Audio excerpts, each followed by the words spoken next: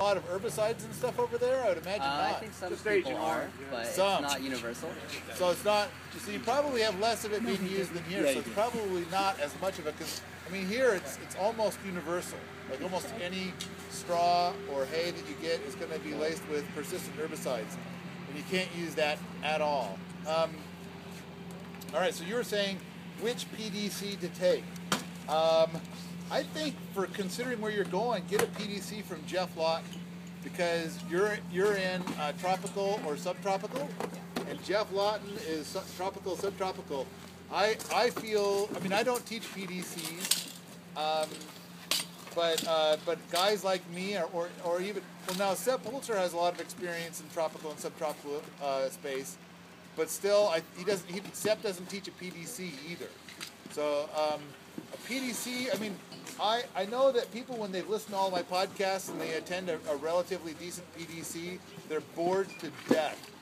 I like the idea of one of these days we need to come up with a PDC that's like geared towards people that have already listened to all of my podcasts, because something that's like going to be able to get it so you can get the certificate to be able to say, I completed this, and at the same time have it be a 2 weeks that's rich in information, as opposed to like, you know, something that's, because PDC is really about covering some really basic information. Yes, I made sure I was sitting facing away from the sun, and you all have to squint into the sun. It's for my own comedy needs. Only bigger. Does this help a bit? Like, what did I leave out? Do you know how to listen to his podcasts? Yeah. Okay, good. Yeah. Got them all right here. Oh, he's got them all, man. Awesome. He told you. Yeah. Hermes.com. Ouch. But, you know, just like anything else that you might want to add. Like, but that's all. Well, like if you're going to be building ponds and doing earthworks, I think the best thing to do is start fooling with it. I mean, I love what Seb says, is at 7 years old, he just started pushing the dirt around, and then he wanted to keep fish, and he needed a place to do it. And then when his ponds wouldn't seal with the liners, he observed what the pigs did, and it's like trial and error, so much trial and error. I think the best teacher is just doing it and having some failures and just embracing the education that you got from the failures. As far as reading books, I'm not thinking of any book other than the Big Black Book that seems to have a lot of good information, but it's like I still think like Sepp's videos are awesome, and his books are awesome about this stuff. I mean, when it comes to practical advice, I've seen some videos that are permaculture videos, and they're still using a liner, and that bothers me. I wouldn't want to do that. I feel like this is sucky help. It's not really giving you the information that you really need. Sorry. Well, I gave it a feeble attempt. No, I'll do whatever I can. Who can ask me a question that's going to like totally make this guy happy? Anybody? Nobody's got anything. Who's got a totally unrelated question? Who's a better teacher than you? I think Sepp Holzer, but you've got to be prepared. I mean, Jack Spirko is so pissed off at Sepp Holzer. He thinks Sepp Holzer is like the worst teacher in the world. And I think survival guy from the podcast. Jack Spirko? Yeah, is that the yeah, he's got the survival podcast. Or something you got yelled at. Jack really understands permaculture really well. I'm really impressed with Jack's knowledge. And Jack was very unimpressed with Sepp. He thinks Sepp is really smart, but he said he thought that Sepp was not a great teacher. I think Sepp is a fantastic teacher because he has a lot of information in him that I don't have in me yet, and I want it. And but you've got it. You can only ask Sepp questions if you already understand his stuff. I mean, he's like, you have to work to get the information out of him, and you have to be thoughtful and considerate. And let's be respectful of the fact that we've had 100,000 dumb fucks before you asking him stupid questions, and so make sure you ask a good question. And so so who's a better teacher? I'm going to go with Sepp. Sepp's got a lot more to teach me. I think I'm sure that there's other people. I mean, there's other people who really groove on doing workshops. I don't groove on doing the workshops. I feel guilty. I feel like I've got to get back to my empire and grow it some more, and because I feel like a lot of the information is already out there, and I need to connect that to another 100 million people or so, and that's I got to get to it. Did you groove on this workshop? Yeah. I did groove on the. lie. He says yes while staring him down. I feel like there's upsides. I just had to put you on the spot after that. I do. I have to tell you though. I feel like I was able to teach a lot of information to 24 people, but in that same amount of time, I could have reached out to like another 100,000 people through the internet. So I kind of feel a little guilty. So there's upsides and downsides. Well, yeah, and so hopefully Eric will get this out to so many people that I'll feel like that was totally worth it doing that. So There's probably far more cussing in this video than all your other ones. I don't know.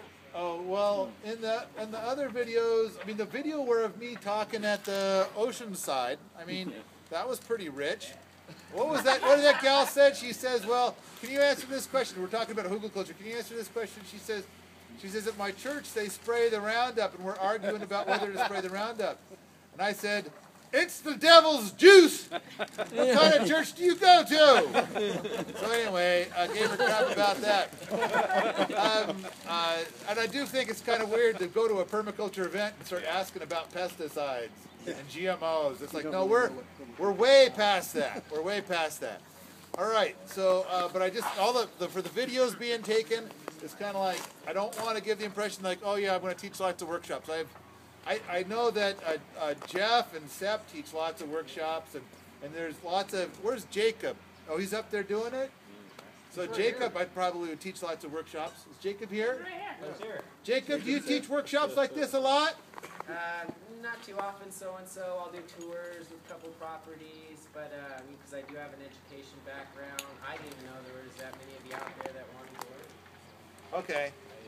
I think that it's probably way better to get somebody like Jacob to teach a local workshop, because he's going to be far more familiar with the local species and stuff. And I feel like I feel a little bit like a fish out of water down here, and I've got so many projects going on.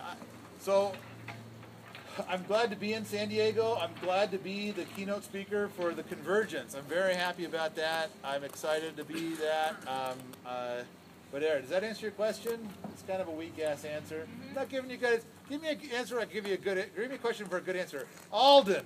So what would you do next after what we've done right now? I wanna take the thing that used to be the finger and is now a swale. It needs to be seeded. It needs to be seeded right away.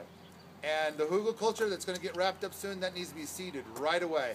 And that little hugel culture-esque thing that we did just slightly uphill of that's going to block all the cold air, that needs to be seeded right away. I'd like to finish that pond that we got going over there, and then I'd like to finish doing that swale that we did, that we were going to do up by the road. I'd like to get that done. I'd like the big pond that we have built, I'd like that to be deeper, a lot deeper, and I'd like it to be bigger across. Because when that water comes in there, I want it to really, really slow down. And the only way to do that is if we make the pipe that it's going through. Because here's like a cross-section of the pond now. It's kind of shallow, and so I want it to be deeper, and I want it to be bigger. So that way, when the water starts coming through, it's going to be even slower. So then, we want the sinkers to sink. So any heavy metals, any kind of toxic that's heavy, we want it to go down and clean water comes out. I want that water to be slower. There's a start for you. I think a great thing to do. A lot of people say whenever you get a new piece of land, you shouldn't do anything for the first year. You should bond with the land and decide what you're going to do. I kind of feel like we didn't exactly do that here. We kind of did a lot of racy to kind of get a lot of cool things done and to meet all the criteria of all the things we wanted to teach in this workshop. So I think there's some things up here to be very proud of. I'm very proud of the crown on the dam. Good job, people. That is an awesome crown. I like that it's got, the crown shape, which Jeff Lawton's didn't have. And I like the fact that it's very natural and organic and it doesn't look machine made. That's important to me. So I have great hope in what's going to be here you know, in the next year or two. I imagine that if we started having a few meals out here and a lot of relaxing time, and we might come up with some future ideas. But I think if nothing else, we've planted the seeds, and it's up to you guys to decide how you want to proceed from here. How's that for an answer? Yay! All right, how about you, Alden? How are you feeling about this? I'm feeling really great. I'm just really happy that you came and you've given a shot to our property and all of Southern California and all the amazing energy that's been here. People just put in all their heart and soul and love into the earth, and I just really respect that and honor that, and thank everyone for Thanks for being letting us here. do this on your property. Yeah, Anytime. thanks for having us. All right, who else has got a question? It's not pond related. Go for it, Jacob. What do you got? How do I get my eyebrows to do that? I don't know. This is made by That God. might be pond related, Were you actually. born crazy, or do you hang out a lot behind an airport, or? I'm not insulting. It's so cool. I remember being extremely obnoxious in high school, and then my first girlfriend in college, it seems like it was her big mission to try and see if she could take some of the obnoxious out. So I She don't wasn't know. very successful, huh? No, I don't think so. I don't think so. And in fact, after she was gone, I think I may have doubled it.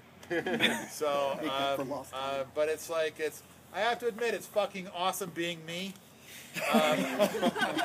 It is one big gob of awesome. So, but anyway, all right. Does that answer your question?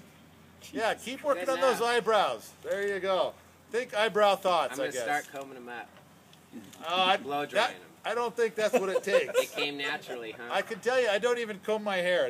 This is on its own. Whatever it's doing today, it's got a new style every day. It's like, good luck, hair. All right, who's got a question? We're digging deep here. I feel concerned about the spillway. I was kind of imagining it would be wider and less steep, and I'm wondering if you have that concern, and if you do, what would you suggest doing? Good point. Don't forget to put rocks in that spillway. Yeah. And lots of grasses with webby roots. Are you talking about all the way down, or just at the sill? I think anywhere where the water can get moving of any kind of speed. Okay. But see, the mission there is to have the rocks there, and the water is supposed to like splashy, splashy, splashy on the way down, because that's a different kind of cleaning. That's getting a lot of air in there and stuff. So what we've done is we've taken care of our floaters and our sinkers. We've kind of put it through a little bit of a biological filter, and now the splashy, splashy is going to be the final filter. So that'll be splashy, splashy. You should write down splashy, splashy just to be sure.